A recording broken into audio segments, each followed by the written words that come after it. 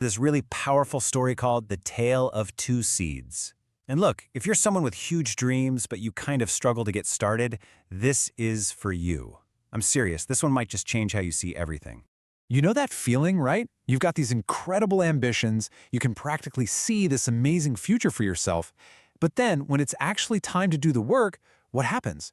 You find yourself putting it off, saying that classic line, I'll do it tomorrow. If you're nodding along right now, then you are in exactly the right place, because this whole explainer is built around a story that gets right to the very core of that struggle. So, let's kick things off by looking at what we're going to call the ambition paradox. It's this weird, strange conflict of having these massive goals, but, not a lot of action to back it up. Okay, so our story is all about this young guy named Amir. Picture him. He's 25 years old, he's strong, he's healthy, and he is just overflowing with potential and these huge ideas for his future. And listen, Amir was not quiet about his dreams. Oh no, he would tell everyone about his grand vision, right? I'm gonna have the most successful farm, everyone's gonna respect me, I'll be a pillar of the community. The ambition, it was definitely 100% there. But here's that paradox we talked about. While all the other farmers were out in the fields at sunrise, where was Amir? Still in bed. While they were toiling away under the hot sun, he was kicking back in the shade, just talking about his dreams. His entire life could pretty much be summed up in one phrase: I'll do it later. Okay, so this is where the story really takes a turn. See, Amir's inaction, it doesn't go unnoticed, and it's about to lead to a really powerful lesson, all framed as a story about two very, very different seeds.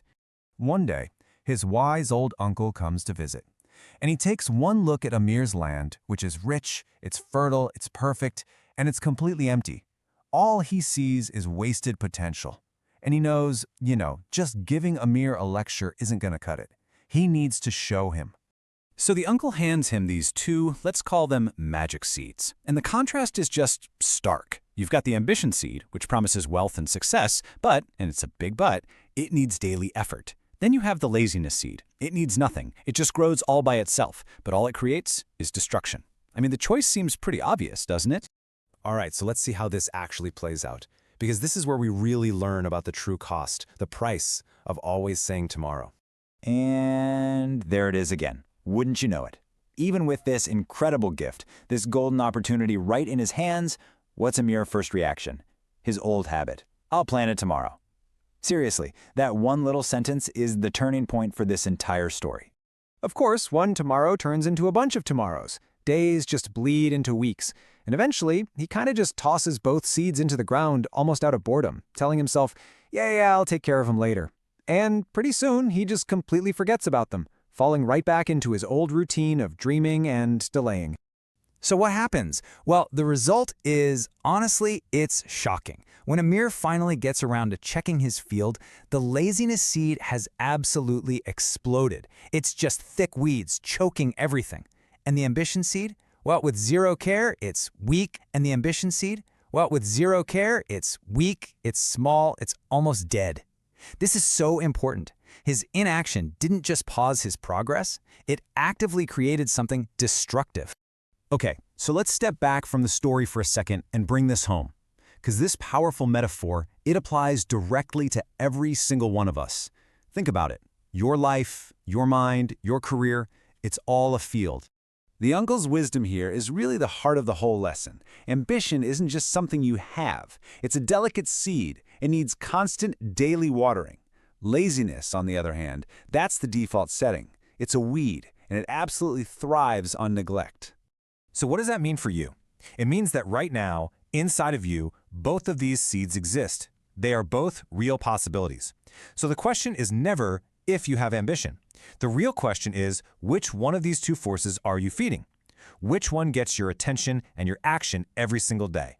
And seeing his field completely choked by weeds, Amir has this huge aha moment, a moment of total clarity. For the first time, he gets it. His dreams, as big and beautiful as they were completely worthless without the work. Action isn't just a step towards the dream, it's the very lifeblood that keeps the dream from dying in the first place. So, what do we do with all this? How do we use this realization?